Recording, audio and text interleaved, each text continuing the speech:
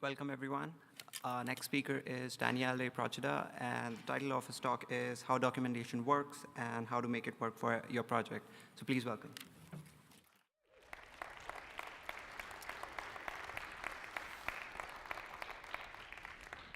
Hi, everyone. Thank you for coming.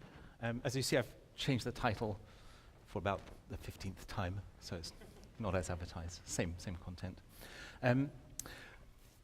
Thank you to the PyCon organizers for inviting me to speak here, and of course to the volunteers who are running around all over the place doing lots of work on behalf of everyone. And thank you to Carol, who's doing the speech-to-text transcription there quietly on the side. So that's a fantastic job that's being done through this conference. Thank you.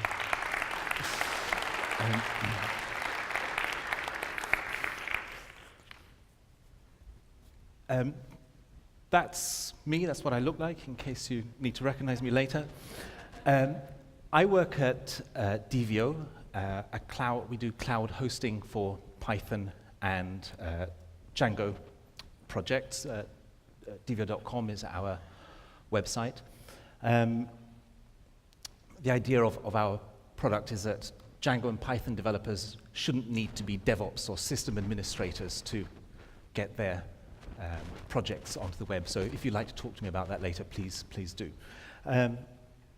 I work with Django. I'm a member of the Django core development team, and I'm a board member of the Django Software Foundation.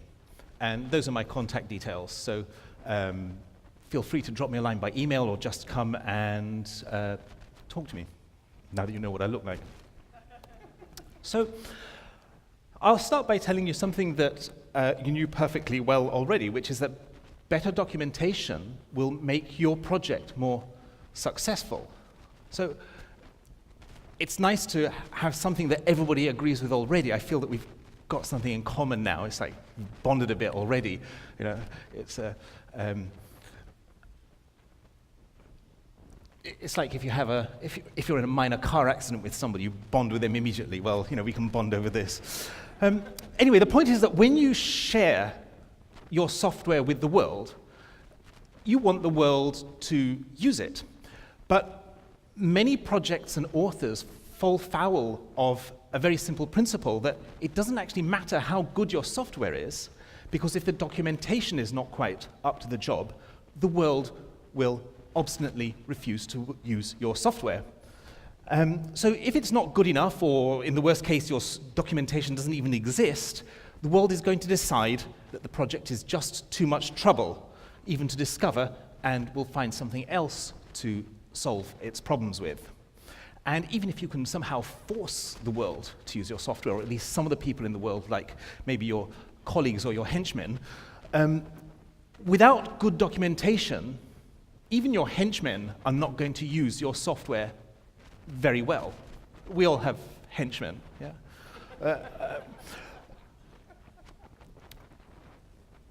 So most people understand all this, and most people try very hard to create good documentation. They know that they need it, and that's what they aim for. And unfortunately, most people fail to achieve that, rarely because they don't try hard enough, usually just because they're not doing it in the right way. And what I hope to explain in this talk is how you can make your documentation better, not by working harder at it, not by making any more of it, possibly not even by writing a single word more, but by doing it the right way. And it's good news, because the right way is actually an easier way to do it. It's easier to write documentation like this, and it's easier to maintain it. And there are some very simple, basic principles that govern documentation that are very rarely spelled out, and they seem to be secrets, though of course they should not be. And I want to spell them out so that they stop being secrets. We have a problem? Okay. So the local taxi companies are coming through.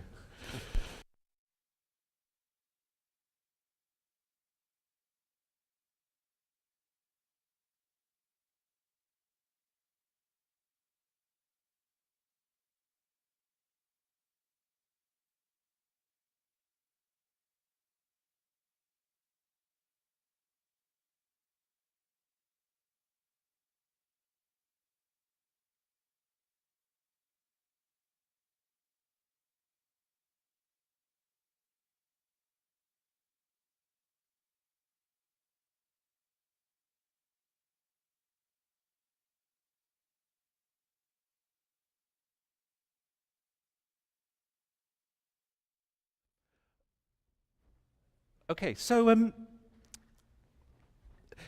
there are these principles which have the status of secrets in that nobody seems to know what they are. And my promise is that if you can put these secret principles into practice, if you can learn to use them, it will make your documentation better, and that will make your project or your product or your team more successful. So here's the secret, that there is not just one thing called documentation. There are 4 things that are documentation, and they represent 4 different purposes or functions. And here they are: tutorials, how-to guides, reference, and discussions. And what I'm arguing is that documentation needs to include and to be explicitly structured around these 4 different functions, each of which requires a distinct mode of writing.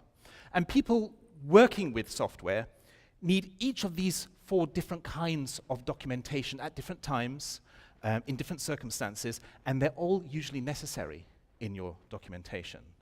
What's more, they must all be kept separate and distinct from each other. Keeping them entirely separate is key to creating successful documentation and making it easy to maintain.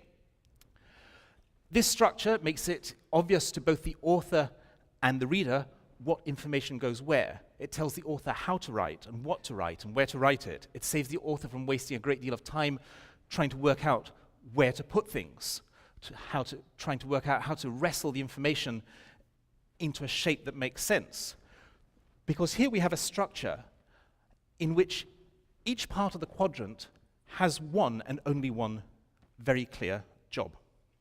So let's start with them going. Let's start going through them in order. Tutorials are lessons that take your reader by the hand through a series of steps to complete a project or meaningful exercise of some kind. They're what your project needs to show the beginner that they can achieve something with it. And the main purpose is to give the new user of your software the best possible start. Tutorials are oriented towards the user's learning. So think about teaching a young child to cook. What you teach the child to cook isn't really important. What's important is that the child finds it enjoyable and gains confidence and wants to do it again. And it's through the things the child does that it will learn.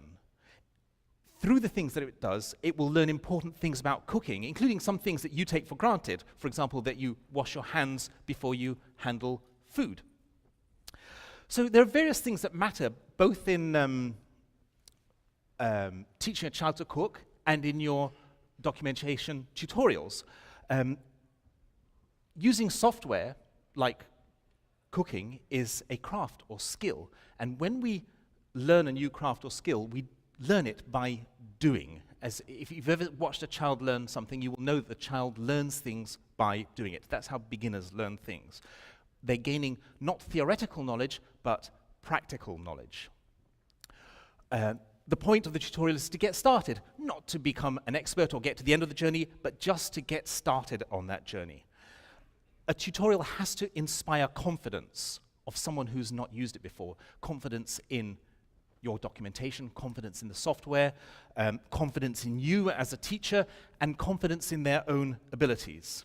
And for this to happen, what you ask them to do must work.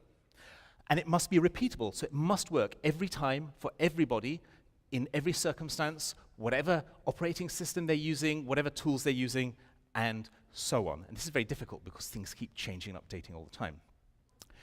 It has to provide an immediate sense of achievement. Everything the learner does should accomplish something that's comprehensible and meaningful, however small it might be. Tutorials need to be concrete, built around specific, particular actions and outcomes, because learning proceeds from the particular and the concrete to the general and the abstract, and not the other way around. When you're doing a tutorial, you do not need to explain things. So go for the absolute minimum necessary explanation. Don't explain anything that the learner does not need to know right now. And don't distract the learner with options or choices or alternatives. So your job here is to ensure that having done the tutorial, the learner is now in a position to start making sense of the rest of the documentation and the software itself. And most software projects have really bad or even non-existent tutorials. Tutorials will turn your learners into users, and a bad or missing tutorial will prevent your project from acquiring new users. They're the hardest thing to write and to maintain, and most projects lack adequate tutorials and are losing users as a result. So next, how-to guides. These are guides that take a reader through the steps required to solve some common problem. Specific real-world problems here. They are recipes, directions to achieve some specific end. For example, how to create a web form, or how to plot a three-dimensional data set, or how to enable LDAP authentication. So they're all problem-oriented. And what matters in them are the same things that matters in a recipe for cooking something. So if you want an analogy, there it is. Think about a recipe for preparing something to eat, which has a clear defined end. It addresses a specific question: how do I prepare this dish? How-to guides are completely distinct from tutorials. A how-to guide is an answer to a question that a real beginner might not even be able to formulate. In the tutorial, you know what the problems are, and you decide for the beginner what needs to be achieved. In the how-to guide, the user has the problems and the questions, and you're the one supplying the answers. How-to guides tend to be done fairly well in software documentation. They're quite fun to write. Briefly, what matters here is a series of steps, a list of things that need to be done in order, just like in tutorials, to achieve the result. Focus on some specific practical goal or problem and what the user needs to do to get there. Anything else is a distraction. How-to guide has to address a specific question: how do I do such and such? Again, there's no place for explanation in a how-to guide. Explanations get in the way of action. A how-to guide has to have enough flexibility that the user can see how these steps might apply to a very slightly different set of circumstances or a slightly different need. You don't want to lock the user to being able to do only exactly that thing that you're doing, but to know the steps to do something that they can then use as a springboard for moving on. Practical usability is much more important than completeness. You don't have to cover every detail of every step, because you can make some assumptions about that your user already knows some things. And you don't have to mention everything that's related to this topic. And finally, good naming helps. So a topic like how to create a class-based view is a good title, but creating class-based views is not a good title, and class-based views is an even worse title, because it doesn't tell you what the guide is about. We don't need to spend any more time on this, because this is the stuff that gets done the best. Reference guides are technical descriptions of the machinery and how to operate it. They have only one job: to describe. They're code determined, because ultimately that's what they describe, things like key classes or functions or APIs. They'll give you facts like a Django model is a Python class.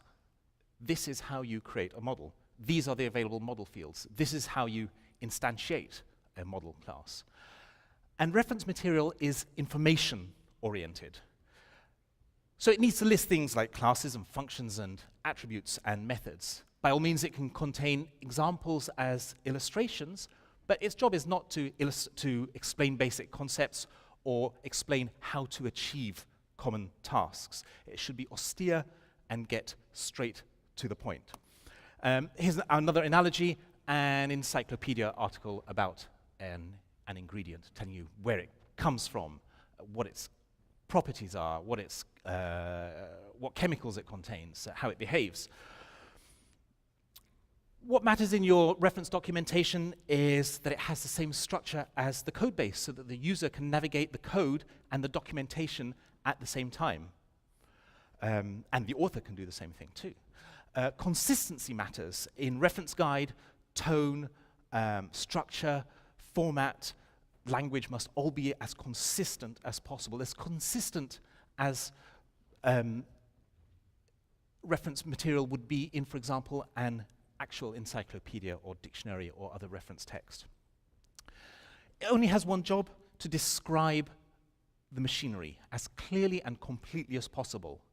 Anything else, like explanation or discussion or instruction or speculation or opinion, is not only a distraction, but will make it harder to maintain the reference documentation. And of course, it has to be completely accurate and up to date, because otherwise the user is going to have information that is incorrect and will make things break for them. For some developers, this is all they imagine when they think about documentation. They think that all documentation is technical reference. They already understand their software and how to use it. All they can imagine other people needing is some technical details about it, and so that's all they write. And then, of course, because they haven't made space for the other things that are necessary, those other things like explanation and discussion and instruction and how-to guides find their way into the reference material and then make the reference material less effective. And here's the final quadrant: discussions or explanations. I keep not being sure whether to call them discussions or explanations. Discussions are explanations that clarify and illuminate a particular topic. They're oriented towards understanding. They're a chance for the documentation to relax and step back from the software, taking a wider view of it. Here's our analogy. A book that includes historical and scientific and sociological and other background discussion of food and cooking. So, you know, if you want to find out whether Romans used forks or how they fried their eggs, then that's the kind. It's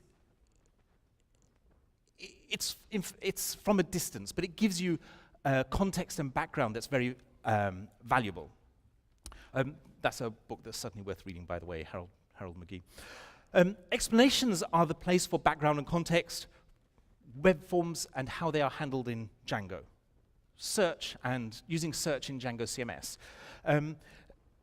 They should explain why things are the way they are. For example, design decisions, historical reasons, accidents.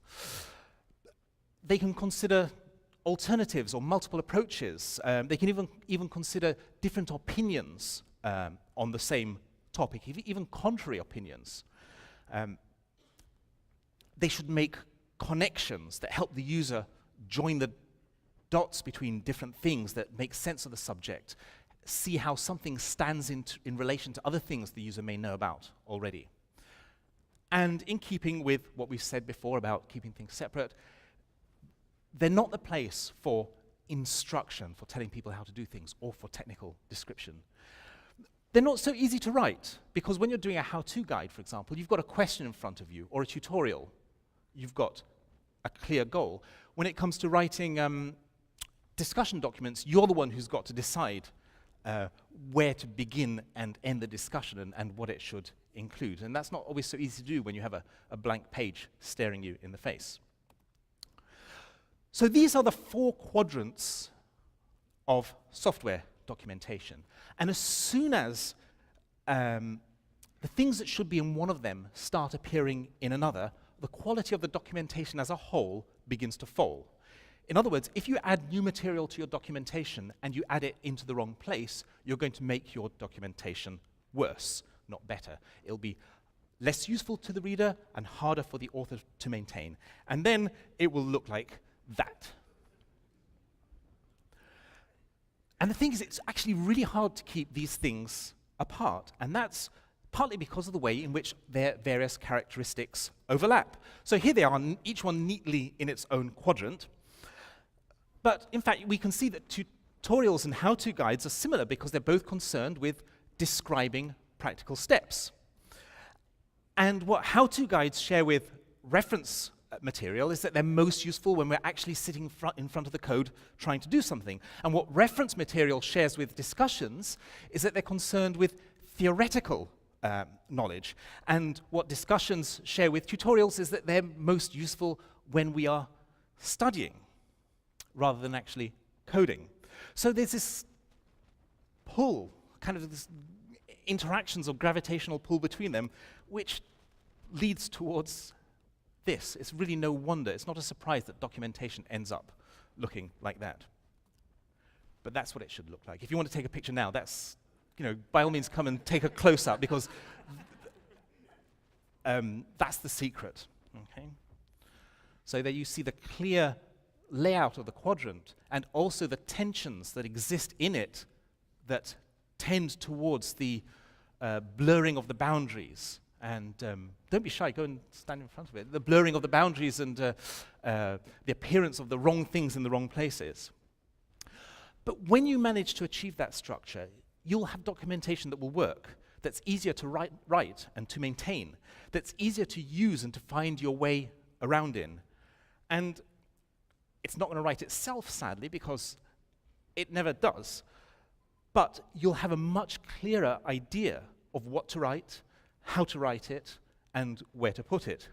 And your users will be served better, because for all the different phases in the cycle of their interaction with your software, they will find the right kind of documentation that will serve the needs of their moment without making them pick their way through things that get in their way. And your software will attract and keep more users. It will turn your learners into users who will use it more effectively. And having people who use your software effectively is really what the programmer wants most of all. I've written this up with quite a lot more material there, dvo.com/blog/documentation. So if you're interested, you can go and find that and read it at your leisure. And actually, I'd be very interested in having feedback from people on this, because as far as I'm aware, this is a fairly new idea. I haven't heard anybody put this out in the same way before. So opinions and critical feedback would actually be very useful. So I'd be please come and talk to me. That's what I look like on television. You can talk to me about Devio or Django or Dockerized Django deployments or documentation or anything else that begins with D. Please email me or come and find me. And thank you very much for listening. I'm really happy to have any questions.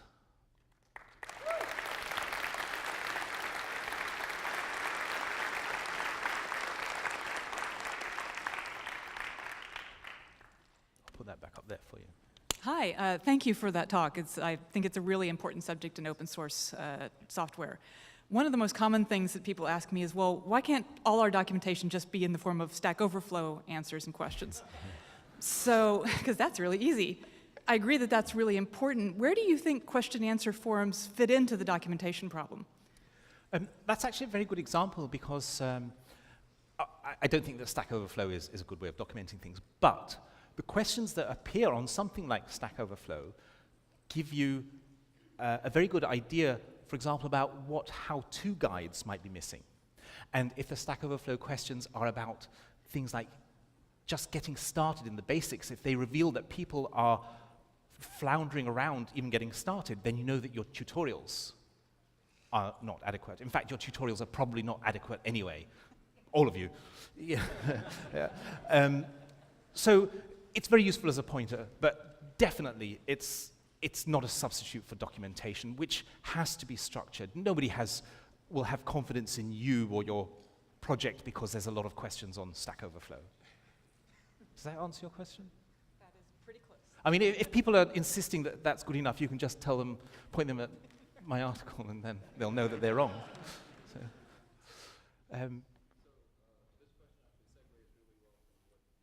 I'm sorry, I'm not hearing you very well, which probably means that other people aren't either. Can you hear me now? Yes. Okay. This question actually segues really well from that one.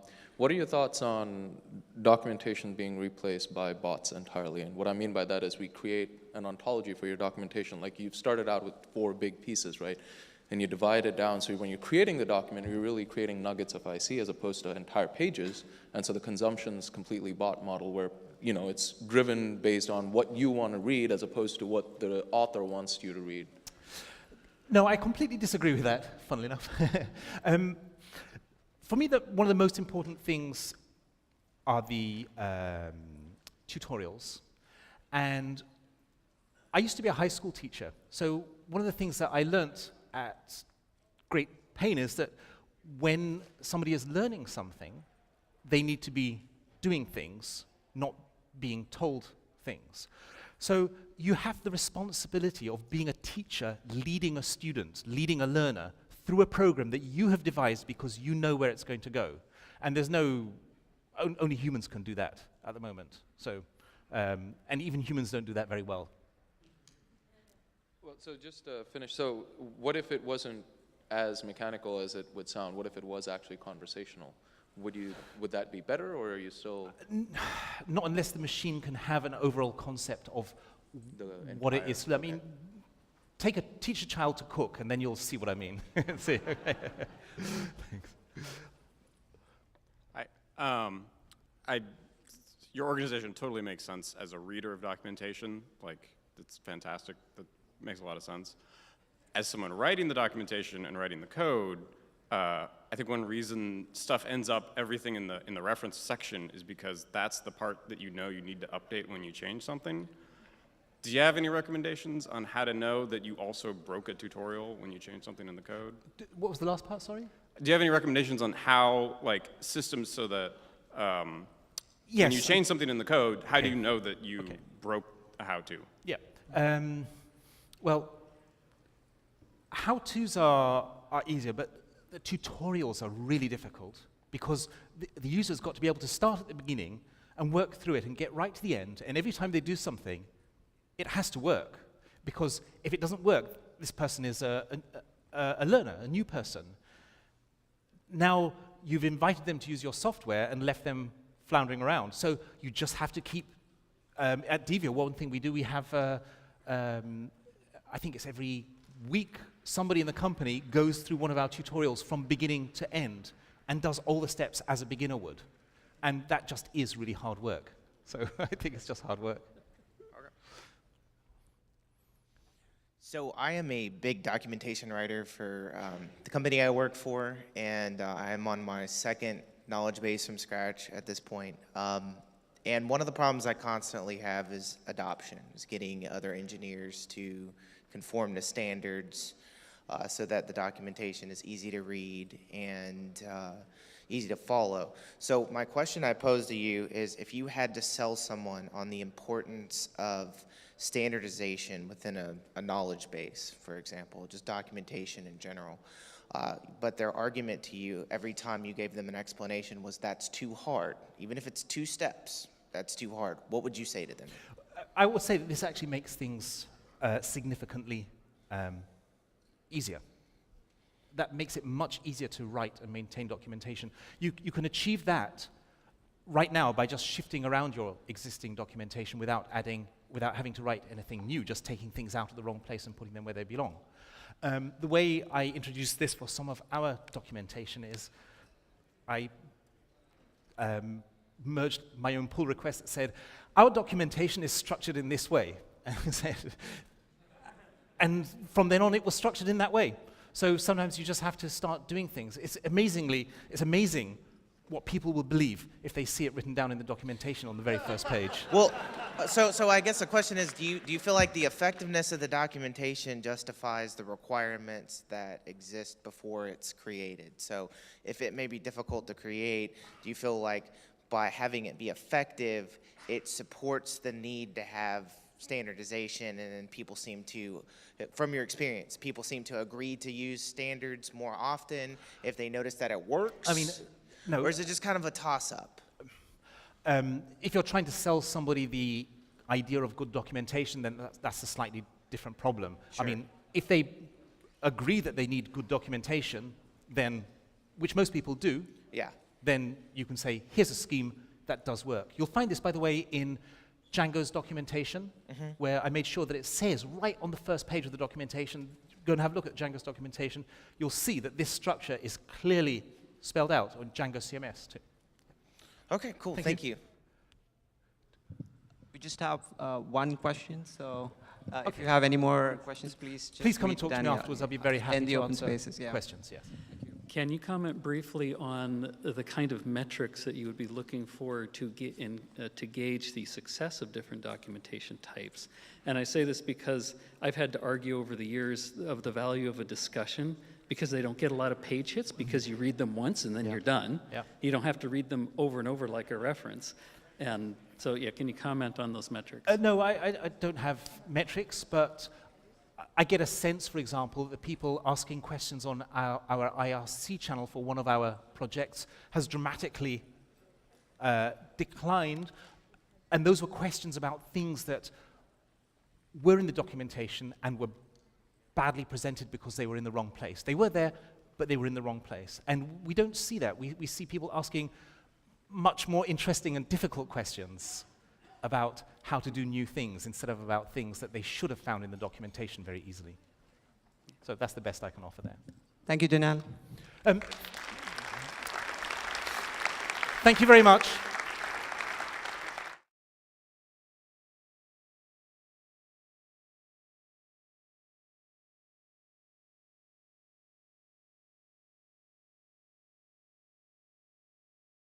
Now that you know what I look like.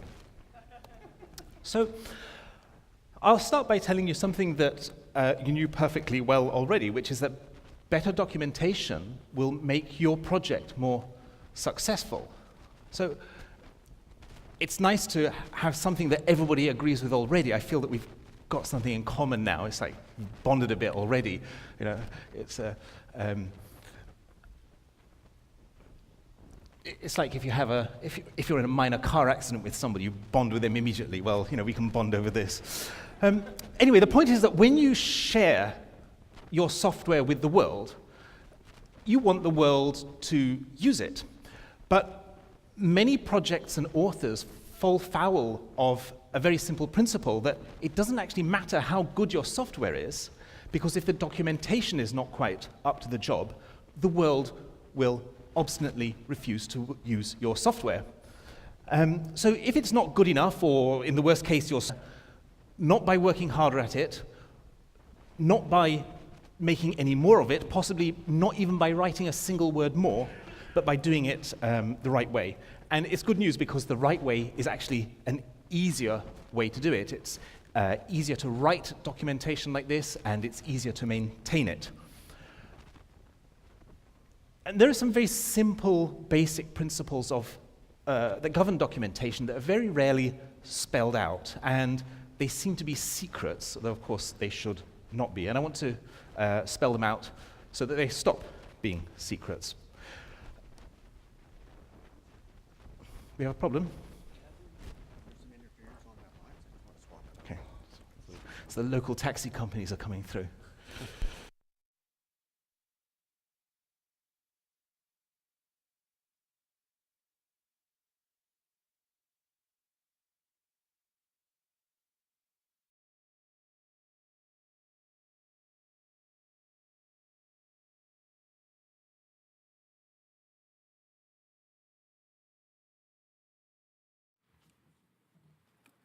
Welcome, everyone. Next speaker is Daniele Procida, and the title of his talk is How Documentation Works and How to Make It Work for Your Project. So please welcome.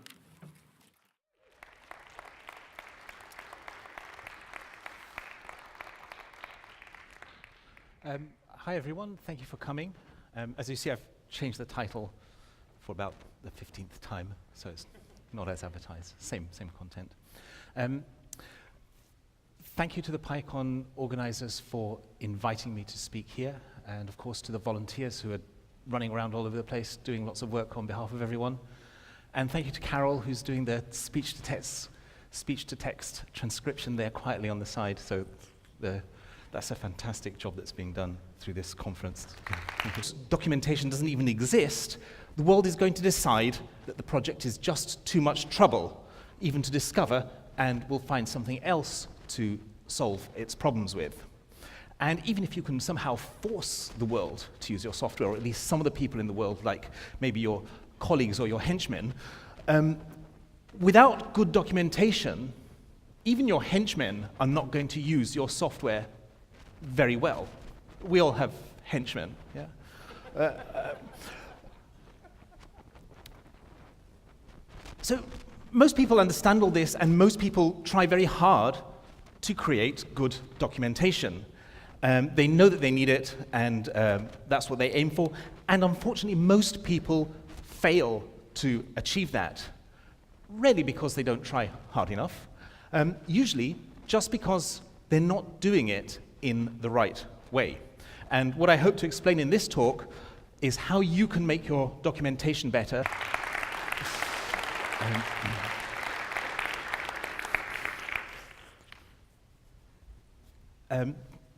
That's me, that's what I look like, in case you need to recognize me later.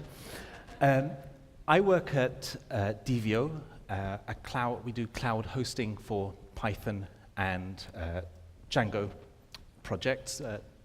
Devio.com is our website. The idea of our product is that Django and Python developers shouldn't need to be DevOps or system administrators to get their projects onto the web. So if you'd like to talk to me about that later, please do. I work with Django. I'm a member of the Django core development team, and I'm a board member of the Django Software Foundation. And those are my contact details. So feel free to drop me a line by email or just come and talk to me.